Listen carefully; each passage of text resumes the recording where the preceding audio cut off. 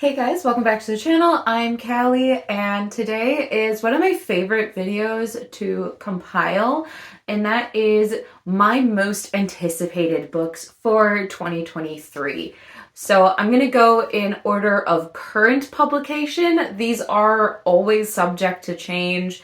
Publication dates change all the time. Naturally, starting with January, I already have two books that I pre-ordered a long time ago. The first one being Stolen Heir by Holly Black. This is a continuation of her Cruel Prince series, which I have adored since book one. And I'm just so excited to follow Oak on his own story. The second one is Song of Silver Flame Like Night by Amelie Zhao. Amelie Zhao is definitely one of my new favorite authors. I finished her Blood Heir trilogy last year and adored every second of it, and I'm really excited to see. She says that she put a lot of herself in this, so it is a lot of Asian folklore, very fantastical book. I don't remember if this is a series or if this is a standalone. I want to say this is a standalone. The next two for January I've pre-ordered The Final Offer by Lauren Asher. This is book 3 in the Dreamland Billionaires romance series. I found the fine print last March and became obsessed, read both books really quickly, and just fell in love with the entire series, the writing, everything about it. So this is the Final Brothers story, and I'm most excited to get his background as he is the most mysterious brother out of all three. The last one I have for January is Make a Wish by Helena Hunting. This is also a third book in a romantic series. This is the Spark House series. I've read the first two. I just love Helena Hunting stories. She builds great characters, and this is the final sister. What I love about this particular series by Helena Hunting is each book makes you dislike both other sisters that the story is not about. So you start off with the oldest, and I disliked both of her younger sisters in her book. Second book, hated the oldest one the most, and I loved her in her own book. So I really like how we hone in on that focus of the character that we are in the point of view of. For February, I have another third book, and that is The Sweetest Betrayal by Natalie May. This is the third book in the Kinder Poison trilogy.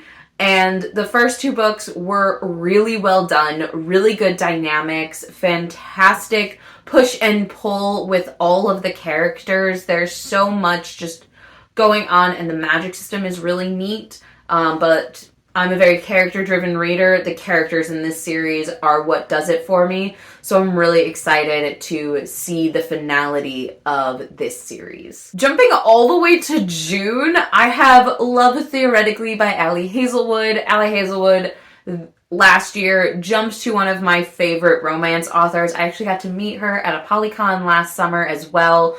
I have read The Love Hypothesis and Love on the Brain both twice because I'm obsessed with them. I don't really have a good plot explanation for Love Theoretically. All I know is that her first two books were Raylo fanfiction, and this whole cover gives me Dramoni fanfiction, and I'm here for it, and I want it. So that's kind of what I'm hoping for. That's the vibe I'm getting. Moving into July, I have The Adventures of Amina al-Sirafi by S.A. Chakraborty. S.A. Chakraborty is the author of the City of Brass series, and I fell in love with that series. I think I read it in 2021, right when Empire of Gold came out was when I was reading that series, and I adored everything. Her characters are phenomenal. Her magic building and world building is top tier. And this is a female pirate story. I was sold immediately. And I love this cover. I'm so excited to see her other stories. Next I have Bonesmith by Nicki Pau Preto. This is bone magic, which is one of my favorite types of magic to see. It can be done really, really well, and it can also be done really poorly. I've seen both sides. But I really like Nicki Pau Preto's writing style. I have read her entire Phoenix series last year, and it is a phenomenal story. Again, great at building characters, fantastic world building. that series was her debut, and I think it got stronger with each book.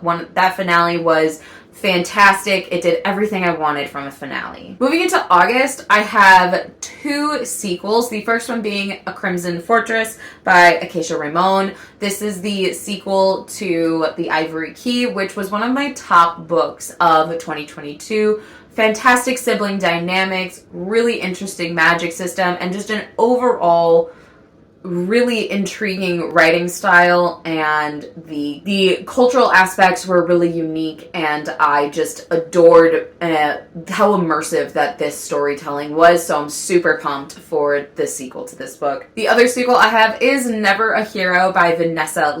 This is the sequel to Only a Monster, and that book took me by surprise. It was a time travel fantasy sci-fi, dark academia vibe type of story. A lot of things going on. The ending really got me, and I am just so intrigued as to where this story is going.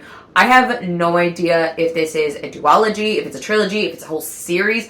Zero clue, but I am here for the ride. The way that ended, I'm definitely going to need to reread it before this book comes out, which I will for sure be doing. But, it was full of just so many twists and turns that I wasn't ready for. It did have a lot of Draco Malfoy energy with some of the characters, and I love Draco Malfoy as a character, so I was here for it. Jumping to October, I have another sequel. I have a lot of sequels on this because I found a lot of really good authors and just stories that I am really excited to see continue. And that is Two Twisted Crowns by Rachel Gillig. This is the sequel to One Dark Window, which I am obsessed with. I think about that book every other day. It was such a cool story of a girl who has a literal demon inside of her telling her things. It went really far from sassy, fun quips to she's listening to the demon and maybe she shouldn't. And I really loved how this story progressed. And again, that ending, I need some answers, and I'm hoping that this book, again, no clue if... I am starting to notice with the publishing industry that they are telling us less and less if it is a series, a duology, trilogy. They're telling us very little. They're just saying, oh yeah, it has a sequel. Like, I thought the Once Upon a Broken Heart series was a duology, so when I got... Ballad of Never After, I was really excited. I was going to jump right into it. And then she was like, and book 3 comes out next year. And I'm like, maybe I should wait. Because I just... And don't get me wrong, I love series. I do. They're one of my favorite things. I read them all the time.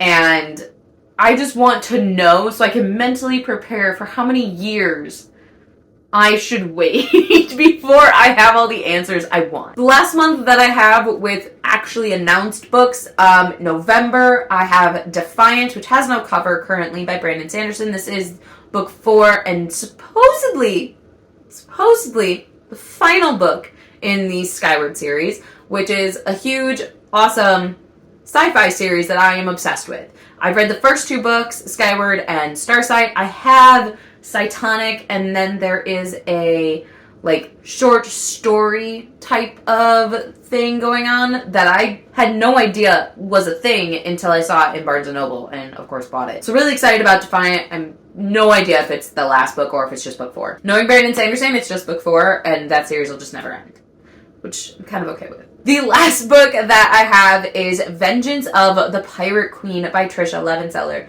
Now, Tricia Levenseller was my first auto-buy author. I met her a couple years ago on her tour for War of the Wild, which is still one of my favorite books by her. And this is a continuation of her Daughter of the Pirate Queen series. This is, I believe, a spin-off of a different character. And I'm really excited to jump back into that world. It is one of my favorite series, or favorite duologies. And I love Tricia Levenseller's writing style. She has just this fantastic way of writing very short books, but gripping you from page 1. And I am finding that less and less as I dive into my TBR. If you don't grip me by the first couple of pages, I'm gonna put it down because you need to make me care. And she grips me from sentence 1 half the time. More than half the time. So I'm super pumped for this, and just to get another Tricia Levenseller book in my hands, I'm so excited. There are a couple of other books that are rumored to be coming out in 2023, like Crescent City 3. There should be another Victoria Aveyard book coming out this year, Bridget Kemmer as well. There's some rumors, but nothing is announced yet, so I'll just kind of mention those offhand.